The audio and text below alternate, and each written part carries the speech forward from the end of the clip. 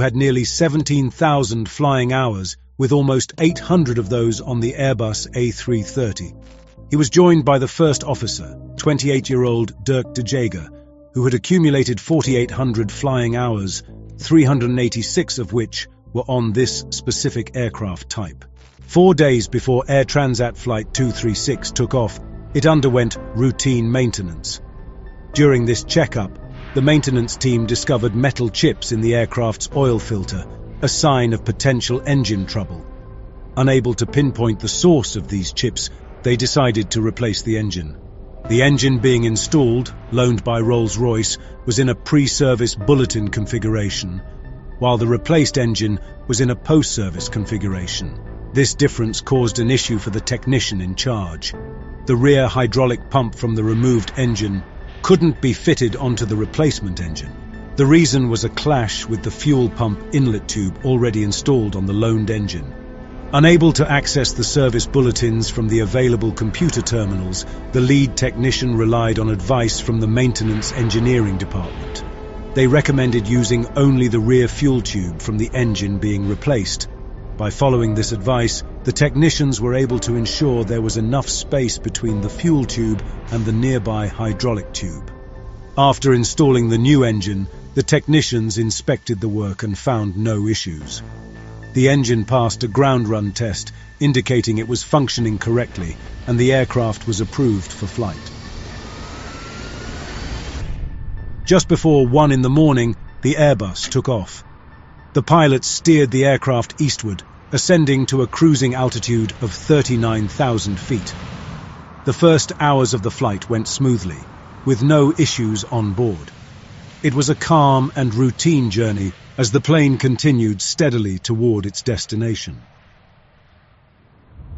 But several hours into their journey, while halfway across the ocean, the pilots encountered something unusual.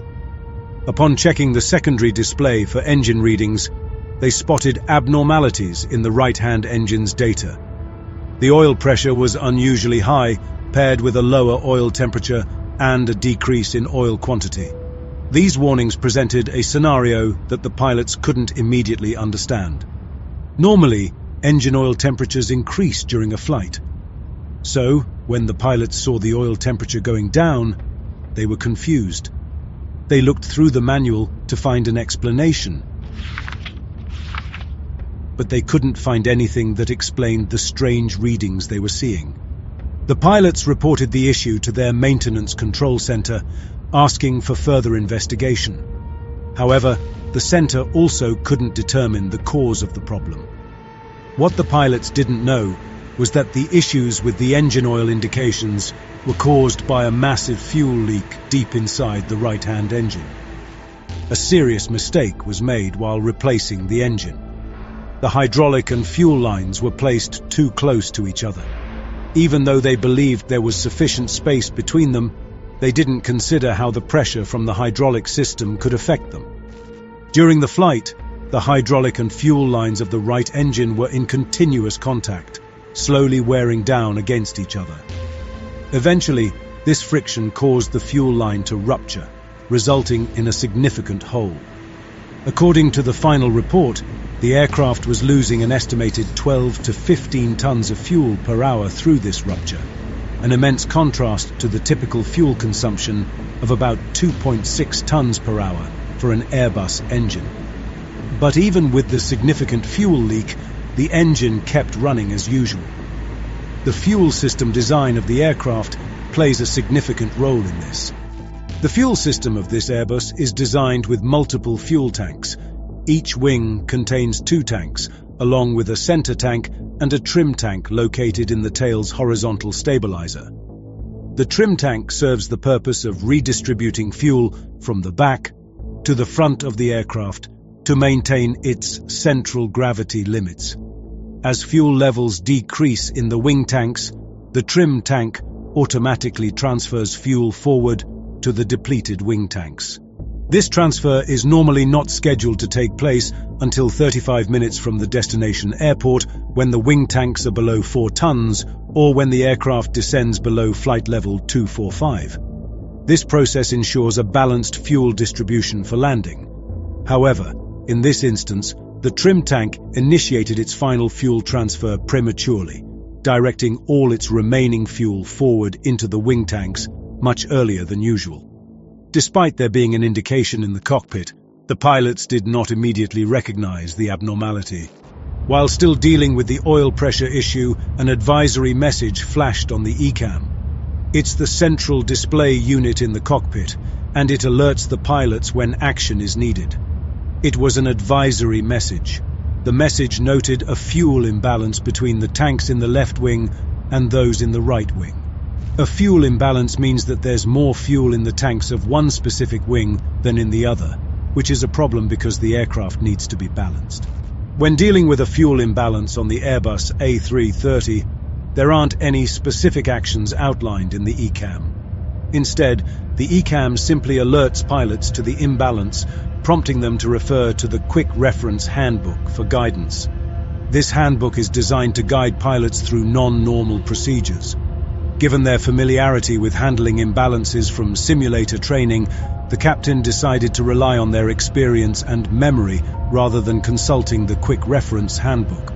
They opened the cross-feed valve and shut off the fuel pumps in the right wing, intending to transfer fuel from one side to the other. However, unbeknownst to them, this action only worsened the fuel leak, as fuel was being directed from the left-wing tank through the damaged right side of the aircraft. Had they consulted the QRH, the first instruction would have cautioned against proceeding with the checklist if a fuel leak was suspected. Within just 10 minutes, as they watched the fuel levels drop rapidly, the pilots realized that the total amount of fuel remaining on board had fallen below the level necessary to safely reach Lisbon. Facing this critical situation, they began exploring alternative landing sites. In the vast expanse of the Atlantic Ocean, the pilots had limited options. They identified Leges Airport, located on the island of Terceira in Portugal, as a viable diversion point. As the pilots considered their diversion strategy, a cabin crew member entered the cockpit to inform them about passengers requiring assistance upon arriving at Lisbon Airport. The pilots explained the urgent need to divert to another airport due to a technical issue. They requested the cabin crew member to visually check the wings. Following the pilot's instructions, the crew member dimmed the cabin lights for a clearer view and used a flashlight to inspect the wings from the cabin windows. Despite the thorough check, no irregularities were detected. A fuel leak would be relatively easy to detect during daylight hours, but spotting one at night becomes significantly more challenging.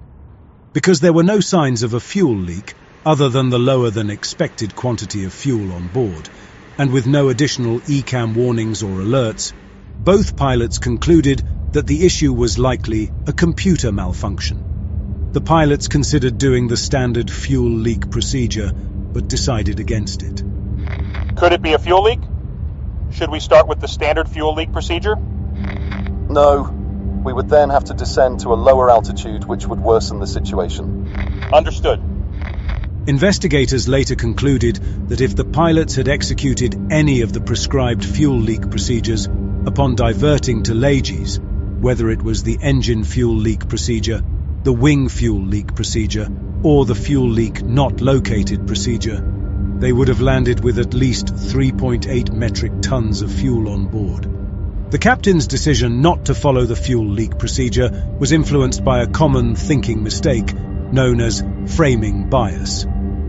This kind of bias happens when people get stuck on one way of looking at a problem and only pay attention to information that supports that view, while ignoring evidence that doesn't fit. In this case, the pilots thought the issue was just a computer error, so they focused on clues that seemed to confirm that idea.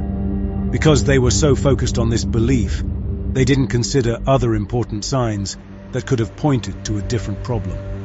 The pilots found themselves immersed in a whirlwind of tasks, communicating with maintenance control, conducting checklists, and coordinating with cabin crew and air traffic control for the diversion. Amidst this hectic environment, they struggled to find a moment to step back and reevaluate their initial assumptions. Despite their recent attempt to address the fuel imbalance by transferring fuel between tanks, the problem didn't go away, and fuel continued to drain rapidly. In reaction to the continued abnormally high rate of reduction in the fuel on-board quantity reading, the crew selected the right-wing fuel pumps to on and the left-wing pumps to off. These selections established cross-feed of the fuel in the right-wing tanks to both engines. The pilots then set a course for Lajes Airport. They notified Santa Maria Air Traffic Control of their diversion, citing a critical fuel shortage. By this point, the aircraft was carrying 7 tons of fuel, which accounts for merely 6% of the aircraft's total fuel capacity. As the fuel levels kept dropping at an alarming rate, the captain maintained communication with the maintenance control center. In an effort to resolve the problem, he experimented with various configurations of the fuel system. However, despite these attempts, the amount of fuel continued to decrease.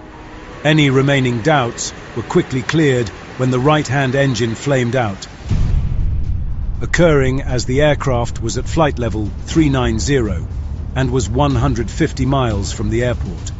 In response, the captain swiftly increased thrust to the remaining engine. Although the aircraft could still stay airborne with only one engine functioning, maintaining an altitude of 39,000 feet was no longer feasible. At this critical juncture, the aircraft's fuel dwindled to a mere 600 kilograms. The pilots realized that they were facing a life-and-death situation. The first officer declared an emergency to air traffic control. Mayday, mayday, mayday! Air Transat 236. The right engine has flamed out, and we're down to just a few hundred kilograms of fuel left. Moments later, the first officer used the public address system to inform the cabin crew and passengers that they would be landing shortly and to prepare for the possibility of an emergency water landing. 13 minutes after the right-hand engine flamed out, and still 120 kilometers from the airport, the left-hand engine also flamed out. As electrical power failed, the cockpit was enveloped in darkness. As the plane descended, the cabin pressure dropped, causing oxygen levels to decrease. Passengers and crew had to put their oxygen masks on. With both engines having stopped working, the aircraft lost its main source of electrical power.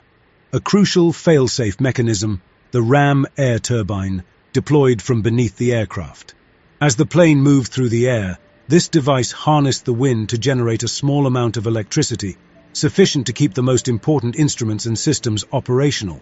However, the absence of engine power resulted in the loss of wing spoilers, nose wheel steering, and thrust reversers, making maneuvering and landing significantly more challenging for the pilots. The crew finished the procedure for when all engines stopped working and started gliding towards the airport.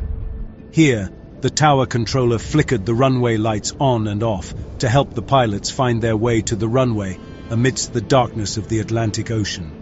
To stay in the air as long as possible, the captain maintained a descent speed between the recommended glide speed and the stall warning speed. This way, he could control how fast they went down.